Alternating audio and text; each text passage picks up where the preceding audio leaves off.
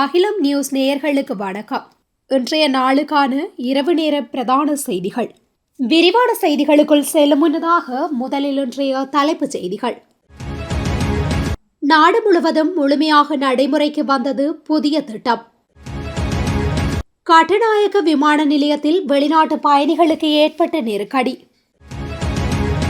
யாழில் இலங்கை போக்குவரத்து சபை பேருந்தின் பிரேக் செயலிழப்பு, நூலிழையில் தப்பிய பயணிகள். அடுத்த 24 மணித்தியாலத்துக்கான வானிலை முன்னறிவிப்பு. மின்கட்டண குறைப்பு எரிசக்தி அமைச்சர் வெளியிட்ட தகவல். இலங்கையில் சிறுவர்களின் ஜாசகம் தொடர்பில் வெளியான அறிவிப்பு. யாழில் இளைஞர் யுவதிகளுக்கு அதிகரிக்கும் ஆபத்தான நோய். ஜனாதிபதி செயலகத்தின் முன் வெடித்த மற்றொரு போராட்டம். கணேமுள்ள சஞ்சீவ கொலை வழக்கு சட்டத்தரணியை தடுத்து குற்றப்புலனாய்வில் விசாரணை. கொழும்பில் மீட்கப்பட்ட கோடிக்கணக்கான பொருட்கள் தொடர்பென விரிவான செய்திகள். நாட்டின் டிஜிட்டல் நிர்வாக இயக்கத்தில் ஒரு முக்கிய மைல்கல்லாக கௌபே டிஜிட்டல் போக்குவரத்து அபராதம் செலுத்தும் முறையை நாடு முழுவதும் அறிமுகப்படுத்தும் நடவடிக்கை அதிகாரப்பூர்வமாக நிறைவு செய்யப்பட்டுள்ளது.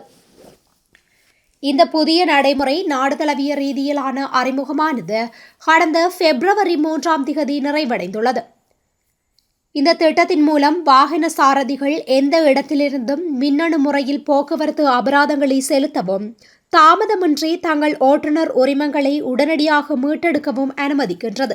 இந்த தளம் ஏற்கனவே 86,000க்கும் மேற்பட்ட பரிவர்த்தனைகளை செயல்படுத்தியுள்ளதாக தகவல்கள் தெரிவிக்கின்றன. இதன் மூலம் ரூபாய் 115 மில்லியனுக்கும் அதிகமான டிஜிட்டல் வசூல்கள் ஈட்டப்பட்டுள்ளமை குறிப்பிடத்தக்கது. கட்டுநாயக்க சர்வதேச விமான நிலையத்தில் அறிமுகம் செய்யப்பட்ட இ-கேட்ஸ் வசதியால் பயணிகளுக்கு நெருக்கடி நிலைமை ஏற்பட்டுள்ளதாக குற்றம் சாட்டப்பட்டுள்ளது. கடந்த வாரம் பயணிகளின் வசதி கருதி அறிமுகம் செய்யப்பட்ட இ-கேட்ஸ் வசதி முறையான வகையில் செயற்படவில்லை என தெரிவிக்கப்பட்டுள்ளது. டிஜிட்டல் முனையங்களில் கடவுச்சீட்டுகளை சரியாக ஸ்கேன் செய்ய தவறியதால் வருகை முனையத்தில் நீண்ட வரிசைகளும் தாமதங்களும் ஏற்பட்டுள்ளதாக பயணிகள் தெரிவித்துள்ளனர். பயணிகளின் விவரங்களை முன்கூட்டியே சரியாக முறையில் விமான நிறுவனங்கள் பதிவேற்றியமையே இதற்கு காரணம் என தெரிவிக்கப்படுகின்றது. தங்கள் உரிய நேரத்தில் கிடைக்காததால் தரவுகள் பல பயணிகள் இ-கேட்ஸ் மூலம் செல்ல முடியாமல் மீண்டும் பழையபடி கைகளால் சரிபார்க்கும் இடங்களுக்கு திருப்பி அனுப்பப்பட்டன. இந்த நிலையில் இதுவரை சுமார் 20,000 கடவுச்சீட்டுகள் இந்த முறைமையூடாக சோதிக்கப்பட்டுள்ளதாகவும் ஆரம்பகட்ட தொழில்நுட்ப கோளாறுகள் விரைவில் சரி செய்யப்படும் என்றும் இலங்கை குடிவரவு குடியகல்வு திணைக்களம் உறுதியளித்துள்ளது. யாழ்ப்பாணம் வடமராட்சி கிழக்கு கட்டைக்காட்டிலிருந்து இன்று காலை பருத்தித்துறை நோக்கி 6 மணிக்கு புறப்பட்ட அரசு பேருந்து நாகர்கோவில் பகுதியில் பிரேக் செயலிழந்ததால் பேருந்தை தொடர்ந்து இயக்க முடியாத சாரதி அவ்விடத்திலேயே பேருந்தை நிறுத்தியுள்ளார். பேருந்தின் பிரேக் செயலிழந்துள்ளதை தொடர்ந்து என்னால் பேருந்தை இயக்க முடியாது என இலங்கை போக்குவரத்து சபையின் பருத்தித்துறை கிளைக்கு தொலைபேசி மூலம் தெரியப்படுத்திவிட்ட சாரதி நாகர்கோவில் அடியில் பேருந்தை நிறுத்தியுள்ளார். பரீட்சைக்கு செல்லும் மாணவர்கள், அரசு அதிகாரிகள், ஏனைய தொழில்துறைகளுக்கு செல்லும் அதிகாரிகள் உரிய நேரத்திற்கு செல்ல முடியாமல் இடைநடுவில் காணப்பட்டதுடன் பருத்தித்துறையிலிருந்து மற்றொரு பேருந்து வரவழைக்கப்பட்டு பயணிகள் ஏற்றிச் செல்லப்பட்டனர். யாழ் வடமராட்சி கிழக்கு பகுதியில் பயன்பாட்டில் இருக்கும் அரசு பேருந்துகள் அண்மை காலமாக தொடர்ச்சியாக பழுதடைந்து வருவதனால் உடனடியாக புதிய பேருந்தை தருமாறு மக்கள் பலமுறை கோரிக்கை விடுத்த போதும் மக்களின் கோரிக்கைக்கு இதுவரை உரியவர்கள் செவி சாய்க்கவில்லை என்று மக்களால் குற்றம் சாட்டப்படுகின்றது. பழுதடைந்த அரசு பேருந்துகளால் அவதிப்படும் வடமராட்சி கிழக்கு மக்களின் அவசர கோரிக்கைகளை சம்பந்தப்பட்டவர்கள் உடன் தீர்த்து தருமாறு வடமராட்சி கிழக்கு மக்கள் வேண்டுகோள் விடுப்பதுடன் அண்மையில் வடமராட்சி கிழக்கிற்கு கள ஆய்வு செய்த இலங்கை போக்குவரத்து சபை பிரதிநிதிகள் சிறப்பான சேவை இடம்பெறுவதாக கூறிய நிலையில் இன்று நூற்றுக்கணக்கான பயணிகளின் உயிர் மயிரிழையில் காப்பாற்றப்பட்டுள்ளது என தெரிவிக்கப்பட்டுள்ளது. கிழக்கு, ஊவா, மத்திய மாகாணங்களிலும் பொலனறுவை, ஹம்பாந்தோட்டை மாவட்டங்களிலும் அவ்வப்போது மழை பெய்யும் என எதிர்பார்க்கப்படுவதாக வளிமண்டலவியல் திணைக்களம் தெரிவித்துள்ளது. ஊவா மாகாணத்திலும் மட்டக்களப்பு, ஹம்பாந்தோட்டை, மாத்தளை, நுவரெலியா மாவட்டங்களிலும் 50 மில்லிமீட்டருக்கும் அதிக மழை வீழ்ச்சி எதிர்பார்க்கப்படுகின்றது. நாட்டின் ஏனைய பிரதேசங்களில் பல இடங்களில் பிற்பகல் 2 மணிக்கு பிறகு மழையோ அல்லது இடியுடன் கூடிய மழையோ பெய்யக்கூடிய சாத்தியம் காணப்படுகின்றது. ரத்தினபுரி, களுத்துறை, காலி மாவட்டங்களிலும் சில இடங்களில் 50 மில்லிமீட்டருக்கும் அதிகமான மழை எதிர்பார்க்கப்படுகின்றது.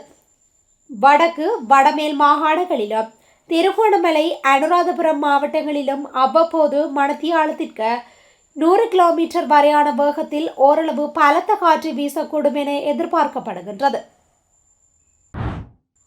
வாக்குறுதி அளித்தபடி 3 ஆண்டுகளுக்குள் மின்கட்டணம் 30% குறைக்கப்படும் என்று எரிசக்தி அமைச்சர் குமார் ஜெயக்கொடி தெரிவித்துள்ளார்.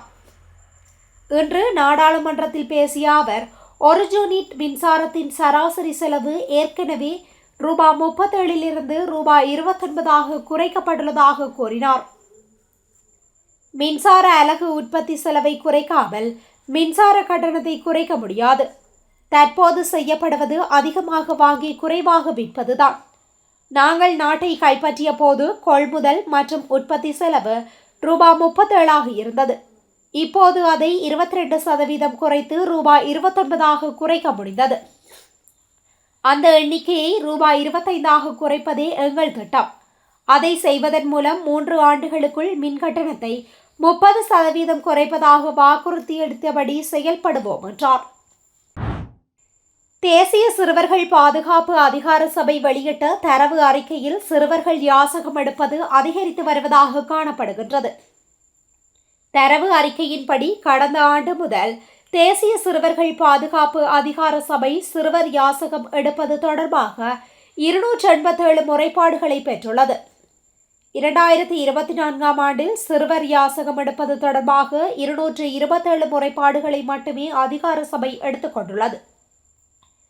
சிறுவர்கள் யாசகம் எடுப்பது அதிகரித்து வருவது குறித்த சிறுவர்கள் விவகார துணை அமைச்சர் நாமல் சுதர்ஷன தெரிவிக்கையில், கடந்த காலங்களில் சிறுவர்கள் தொடர்பான சட்டத்தை செயல்படுத்துவதில் சிக்கல்கள் இருந்ததாக தெரிவித்தார். இந்த நடவடிக்கைகள் தற்போது மீட்டெடுக்கப்பட்டு வருவதாகவும், இது தொடர்பாக பணியாற்றும் அதிகாரிகளின் பற்றாக்குறை இருப்பதாகவும் அவர் கூறினார். இந்த ஆட்சேர்ப்புகள் எதிர்காலத்தில் செய்யப்படும் என்று துணை அமைச்சர் மேலும் கூறியுள்ளார். யாழ்ப்பாணத்தில் நீரிழிவு தாக்கம் அதிகரித்து செல்வதாக யாழ் போதனா வைத்தியசாலையின் நீரிழிவு நோய் தொடர்பான விசேட வைத்திய நிபுணர் வைத்தியர் மகாலிங்கம் அரவிந்தன் நேற்று தெரிவித்துள்ளார். அவர் மேலும் தெரிவிக்கையில், குறிப்பாக இளம் யுவதிகள், இளைஞர்கள் மத்தியில் நீரிழிவு தாக்கம் அதிகரித்து செல்வது காணக்கூடியவாறு உள்ளது. கொழும்பு மாவட்டத்திற்கு அடுத்ததாக யாழ் மாவட்டம் நீரிழிவு நோயாளர்களின் எண்ணிக்கையில் அதிகரித்து செல்கின்றது. இது அபாய அறிகுறியாகும். இத்தருணத்தில் இளைய தலைமுறையை காப்பாற்ற வேண்டிய கடப்பாடு இருக்கின்றது. யாழ் போதனா வைத்தியசாலை நீரிழிவு சிகிச்சை நிலையமும் யாழ் மருத்துவபீட சமுதாயம் மற்றும் குடும்ப நல மருத்துவத்தையும் நடாத்துகின்ற நீரிழிவு தொடர்பான விழிப்புணர்வு நிகழ்வானது 7ஆம் திகதி சனிக்கிழமை மாலை 3 மணிக்கு யாழ் மருத்துவ பீடத்தில் நடைபெற இருக்கின்றமை குறிப்பிடத்தக்கது. நாட்டின் பல்வேறு பகுதிகளில் உள்ள தேசிய பாடசாலைகளின் கல்வி மற்றும் கல்விசாரா ஊழியர்களை கொண்ட தேசிய பாடசாலை ஆசிரியர் பிள்ளை ஒன்றியம் கொழும்பில் போராட்டம் ஒன்றை முன்னெடுத்தது. ஜனாதிபதி செயலகத்தின் பிரதான நுழைவாயிலுக்கு அருகில் இன்று காலை குறித்த போராட்டம் ஆரம்பமானது.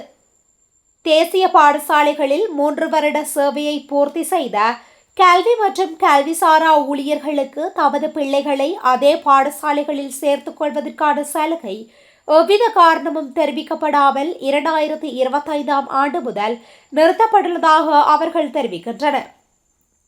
இது தொடர்பாக பிரதமர் ஹரணி அமரசூரிய, கல்வி அமைச்சின் செயலாளர் உள்ளிட்ட உரிய அதிகாரிகளை சந்தித்து வினவிய போதிலும் தமக்கு தீர்வு வழங்கப்படவில்லை என போராட்டக்காரர்கள் சுட்டிக்காட்டியுள்ளனர்.